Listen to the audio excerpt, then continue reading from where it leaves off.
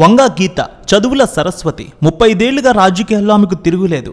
Party ఏదైనా విజయం ఆమె సొంతం. ఏ విషయంపైనా అనర్గళంగా మాట్లాడతారు.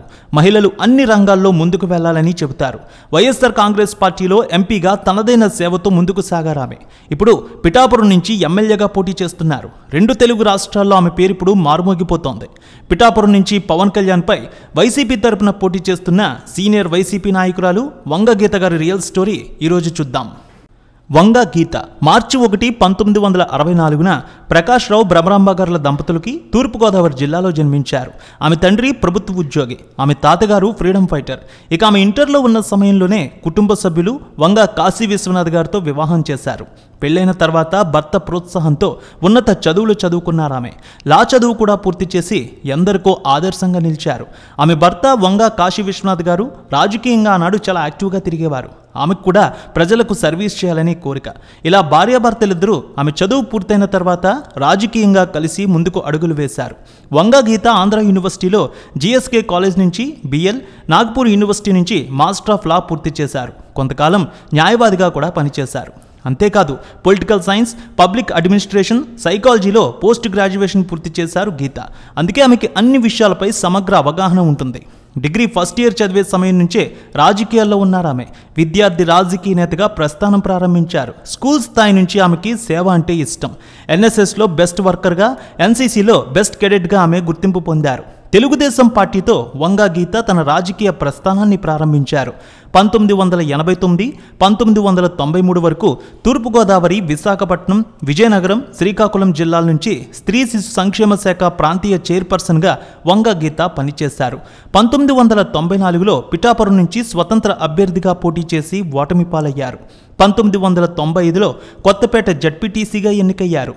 1995 నుంచి 2000 మధ్య తూర్పుగోదావరి జిల్లా నుంచి జిల్లా పరిషత్ చైర్పర్సన్గా పనిచేశారు. 1997లో రాష్ట్ర తెలుగుదేశం పార్టీ ఉపాధ్యక్షురాలుగా పనిచేశారు. 2000 నుంచి 2006 వరకు టీడీపీ తరపున రాజ్యసభలో ఆంధ్రప్రదేశ్ నుంచి ఎంపీగా పనిచేశారు. 2000 నుంచి 2001 వరకు రవాణా, పర్యాటక కమిటీలో సభ్యురాలుగా పనిచేశారు గీత. 2000 నుంచి 2006 వరకు నిబంధనలపై కమిటీ సభ్యురాలుగా కూడా కొనసాగారు. 2001, 2006 వరకు మానవ వనరుల అభివృద్ధి మంత్రిత్వ శాఖకు సంబంధించి కన్సల్టేటివ్ కమిటీ సభ్యురాలుగా, మానవ వనరుల అభివృద్ధిపై కమిటీ సభ్యురాలుగా కూడా కొనసాగారు. ఆ తర్వాత రాజకీయ పరిస్థితుల్లో ఆమె మెగాస్టార్ చిరంజీవి స్థాపించిన ప్రజారాజ్యం పార్టీలో 2008లో చేరారు. ఆ తర్వాత చిరంజీవి ఆమెకు 2009 ఎన్నికల్లో పిఠాపురం టికెట్ ఇవ్వడం జరిగింది ఎమ్మెల్యేగా పోటీ చేసేందుకు. 2009 ఎన్నికల్లో ఆమె పిఠాపురం ఎమ్మెల్యేగా పీఆర్పీ తరపున గెలిచారు. 2009 నుంచి 2014 వరకు ఎమ్మెల్యేగా పనిచేశారు ఆమె.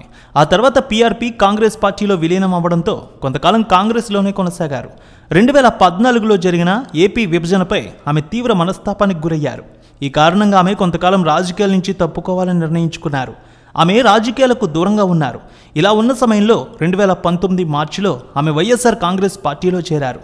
ఈ సమయంలో టీడీపీలో చలమలశెట్టి సునీల్ చేరడంతో జగన్మోహన్ రెడ్డి కాకినాడ నుంచి వంగా గీతని ఎంపీగా నిలబడమని చెప్పారు. ఇలా ఆమెకు టికెట్ కూడా కేటాయించింది వైసీపీ. 2019 సార్వత్రిక ఎన్నికల్లో కాకినాడ నుంచి ఆమె ఎంపీగా పోటీ చేసి 25,738 ఓట్ల మెజారిటీతో గెలిచారు. ఇక 2019లో హోం వ్యవహారాల స్టాండింగ్ కమిటీ సభ్యురాలుగా, మహిళా సాధికారత కమిటీ సభ్యురాలుగా, కన్సల్టేటివ్ కమిటీ సభ్యురాలుగా వంగా గీత పనిచేశారు. 2019లో వైసీపీ అధికారంలోకి వచ్చింది. ఆమె ఎంపీగా కొనసాగారు. కాకినాడ నుంచి ఎన్నో అభివృద్ధి సంక్షేమ పథకాలు అమలు చేశారు. కాకినాడ పార్లమెంట్ సెగ్మెంట్లో మంచి గుర్తింపు సంపాదించుకున్నారు. విశ్వగీతిక ఫౌండేషన్ ఆధ్వర్యంలో సామాజిక సేవా కార్యక్రమాలు నిర్వహిస్తున్నారామె. బాలికలకు హాస్టల్ సౌకర్యం, వసతి కల్పించడం చేస్తూ ఉన్నారు. ఇక ఆమె ఆస్తి సుమారు 15 కోట్ల రూపాయల వరకు ఉంటుందంటారు. తాజాగా 2024 ఎన్నికల్లో పిఠాపురం నుంచి ఆమె వైసీపీ తరపున ఎమ్మెల్యే అభ్యర్థిగా నిలుస్తున్నారు.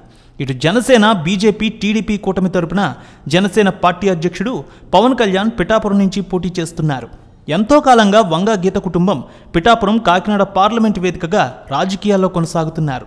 తాజాగా పవన్ ఇక్కడ పోటీకి నిలవడంతో ఇరువురిలో ఎవరికి గెలుపు అనే చర్చ సాగుతోంది. ఇక్కడ మీ అభిప్రాయం ప్రకారం రాజకీయ చైతన్యం కలిగి ఉన్న పిఠాపురంలో ఈసారి గెలుపు వంగా గీత, పవన్ కళ్యాణ్ వీరిద్దరిలో ఎవరికి వరుస్తుందని మీరు భావిస్తున్నారు? తప్పకుండా మీ అభిప్రాయాన్ని కామెంట్ రూపంలో తెలియచేయండి.